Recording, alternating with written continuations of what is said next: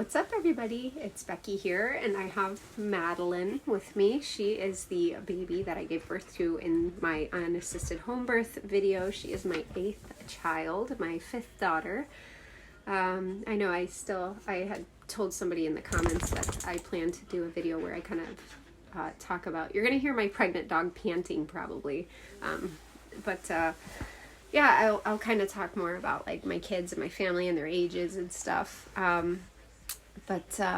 I wanted to do a video because I know home birth is controversial, and I know that unassisted home birth is definitely a very touchy subject, and I often get asked why I chose that. So I thought I would go ahead and maybe some of the assumptions that fall in or come into your mind when you think of women who give birth at home unassisted. Unassisted, by the way, means no midwife or healthcare professional was here in my home. Yeah, so anyways, I know there's like a lot of assumptions, and you kind of assume it's a specific character of person, so I thought I would like talk a little bit about why I chose to have an unassisted home birth, and you know, kind of validate some of your feelings, because I'm definitely not one of those people who hears the concerns and thinks like they're stupid, or, you know, I don't invalidate anyone's feelings or concerns. And I know that people worry because they're concerned, but we have a whole village of people, not a whole village, but you know, like we're lucky to have people who were concerned and did care enough to ask me questions and want to know where I was coming from with it. And I know that it stems from, it's not like with the intent to be judgmental, it's with concern for my child, my baby, and myself. So, and I appreciate that very much, right? Yes, we love the love. We love the love. But anyways, so Madeline was actually my second unassisted home birth, and my first 6 were delivered in hospitals, and I guess there was like multiple reasons why I ended up just deciding. So when I was pregnant with my fifth child, I had joined a bunch of home birthing groups on Facebook, and I kind of had just followed the community for, so Diego is, how old was he when Whitney was born? She's just turned 3, and he's about to be 8. So there's a 5-year difference. Am I mathing correctly? So there's a 5-year difference. Hi. I guess I'll just talk to her because she's so cute. It's hard not to. Look at her, right? There's a 5-year difference. So I had kind of just been following the online home birth community for a very long time, and then I had ended up joining some free birth. So I actually I was misinformed with my first when I chose unassisted. I was under the impression that having a midwife in your home in Illinois, I know unassisted childbirth is legal in all 50 states. I know it's frowned upon, but it is legal. It's not breaking any laws. But in some states, midwifery is illegal. So it's illegal to have a midwife. As far as I know, I didn't read too much into it, and the responsible thing would have been to look more into it, but I had grown confident and comfortable with the idea of delivering her by myself. But anyways, my first 6 were hospital births, and I don't know, none of them were really good experiences. I didn't have good experiences with nurses, and I'm a pretty social person. Like, oh, I scratched myself in the face. I don't think I'm rude. I mean, my family might tell you otherwise, because family gets a different version of you. But I mean, like, overall, I think I'm a pretty nice person. I you know, can be a little reactive and emotional sometimes, but I'm always pretty good at like apologizing, or, you know, I don't think I brought any of the rudeness on myself. You gonna stay in the video, Emmy? Her name's Madeline, but we call her Emmy, like M-E, like MJ, because it's cute. Madeline Elise, so we call her Emmy. We shortened it for some of the kids, and I don't know, I wanted something other than Maddie for short, so it's Emmy.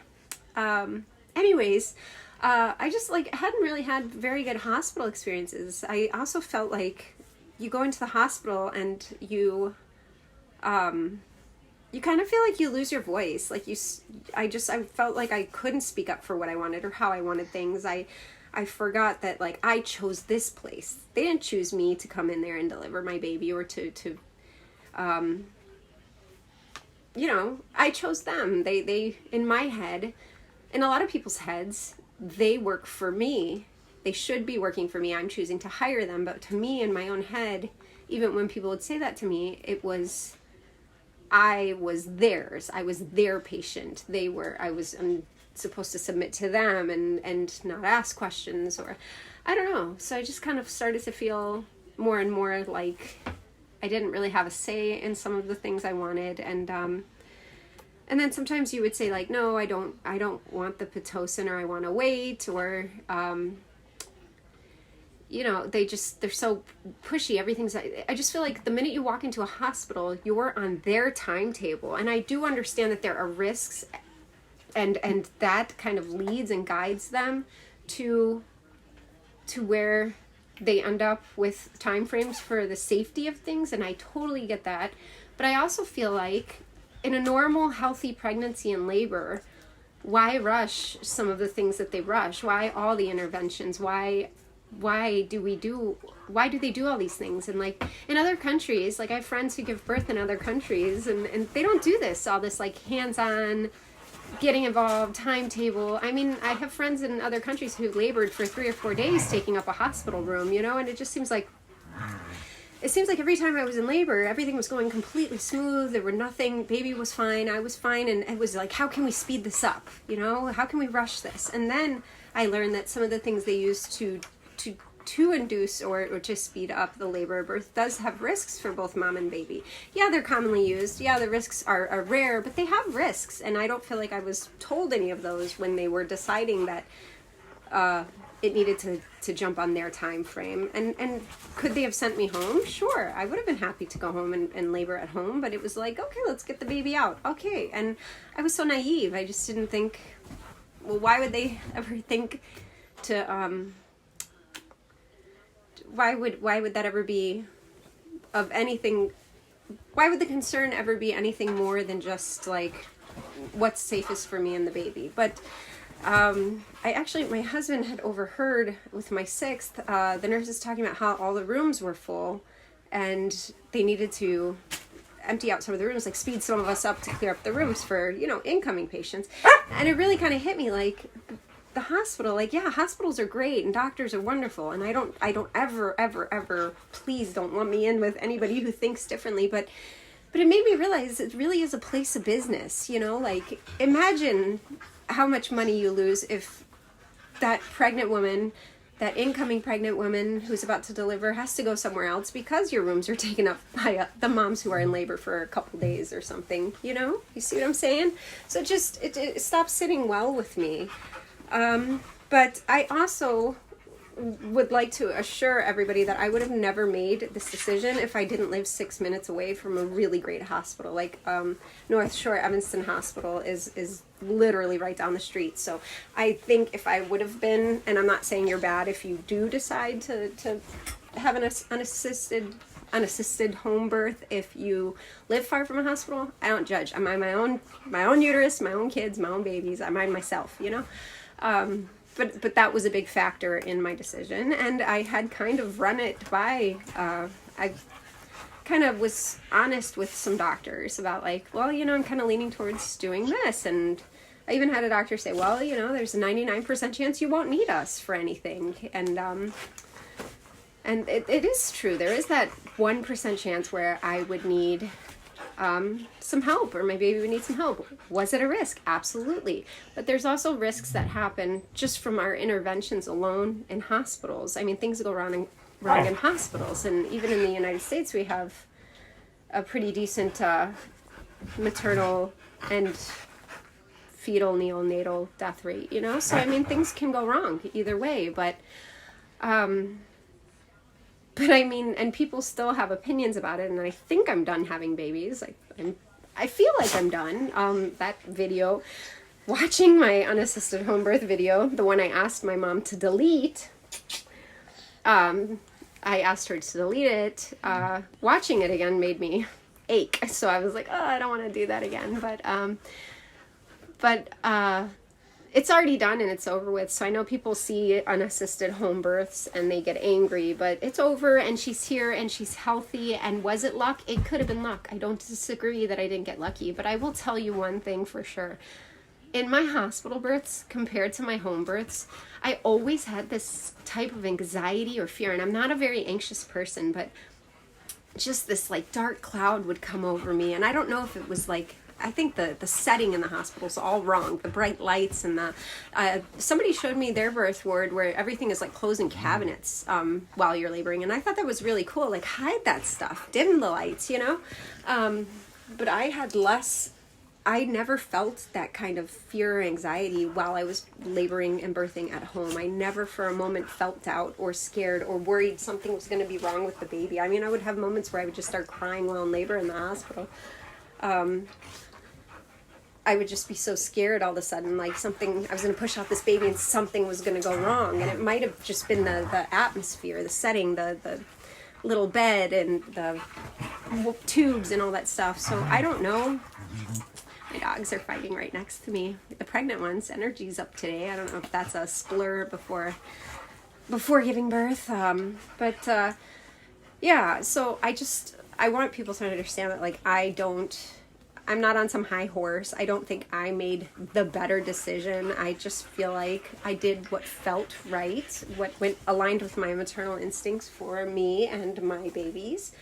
I don't judge people who, my kids are texting me while I'm doing this, but I don't disagree that there are risks. I don't disagree that science says you're safer in a hospital. I don't disagree with any of this stuff. You know, I just kind of followed my maternal instincts, and thankfully, knock wood, the outcome was well.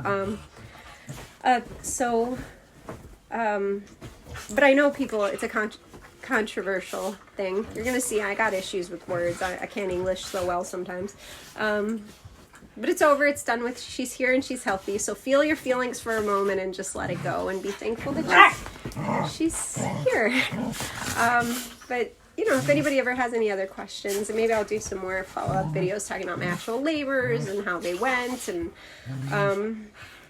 I also felt grateful that my mom didn't delete the home birth video, simply because the reason I wanted her to delete it was I was so angry that I was yelling. I was like, oh, delete it. Like, I thought I was going to be like this beautiful birth goddess. Like you see, I mean, I think the video is so popular because women are looking into home birth a lot more right now because of COVID and everything. And it really did work out that I didn't have to deal with that because she was born in May. But I always see these videos and I wanted to be like this birth goddess, badass, you know, but instead I was like this yelling mess, sobbing, like, and angry, like at the pain. I was so upset with. So, but I'm actually glad she kept it, and I'm glad I could share it because we're not all like that. It's birth hurts. It hurts, okay? It doesn't feel so good. And I think it's important to know that it is normal to feel the pain and feel bad, and it's normal. You're not abnormal. There's nothing wrong with you. You're not weak if you feel the pain. And I mean, I felt that pain and I would still feel it 1,000 times over for this baby. So, so I think it's good to normalize the idea that it does hurt, and we don't all have expensive photographers who cut out the parts where we're screaming or, so I'm happy I could share it with the world. And if you're considering home birth or unassisted home birth and want to comment below and ask me any questions, I'll figure out a way to get you in touch with me more privately. Yeah, so maybe I'll do some other videos talking about how the births actually went and how to some things to consider and look into and research. And there are some really great groups on Facebook, like Free Birth and Unassisted Childbirth, and just even some of the home birth and water birth groups are really great. Some of the people in there, they use the midwives and stuff, but yeah, so I just wanted to give you the why I chose unassisted home birth. And I'm not saying all hospitals are like that or that you will have that experience. Some people have wonderful experiences. with hospitals, and that's wonderful, and it's great, and I'm happy for you, and I'm not opposed to the possibility of finding, if for any reason we have more, I'm not opposed to the possibility of maybe still looking for that, because to be completely honest, I did kind of miss the 2 days away where you just kind of get to rest and enjoy the baby. It's a little harder at home when you have so many kids and you feel a little bit more overwhelmed and just want a little quiet, and so I do think there's some benefits aside from the medical possibilities of the hospital setting. But all right, well, I hope you guys are having a great weekend. You want to say bye, Madeline? Say bye. Say bye. All right, make it a great day, guys.